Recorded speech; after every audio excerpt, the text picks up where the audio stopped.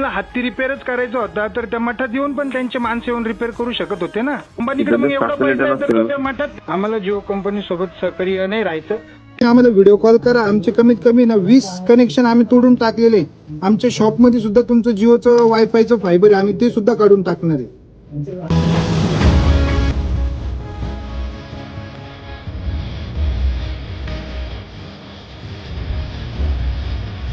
आता मग आम्ही आता तुमचे सिम कार्ड नाही वापरत तर आमच्या मनाने वापरतोय ना. तुमचा कॉल करून विचारायचा काय अधिकार आहे? तुम्ही आमचे प्रीमियम कस्टमर असता.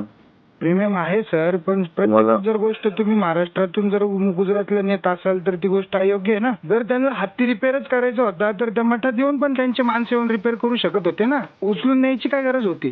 तर तिथे वंतारा एक म्हणजे जंगला टाईप बनवलंय ना, तर तिथे हत्तीला इंजुरी पण होती ना सर. आता इंजुरी तुम्ही आमच्या मठात येऊन क्लिअर करू शकता ना. ते वन ताराला नेऊन काय करणार आहे? अंबानीकडे मग एवढा पैसा आहे तर त्या मठात पण वन तारा तयार करू शकतो ना सर. आम्हाला जिओ कंपनी सोबत सहकार्य नाही राहायचं, त्याबद्दल आम्ही तुम्हाला रिक्वेस्ट करतो. धन्यवाद. यानंतर कॉल करू नका. जिओ मध्ये सर तुम्ही तुमचं सिम तेवढं दिलंय त्या धन्यवाद. तुमच्या वेळी उपयोग होता. आपका दिन शुभ रहे आणि तुम्ही पण भविष्यात गुजरातलाच जा.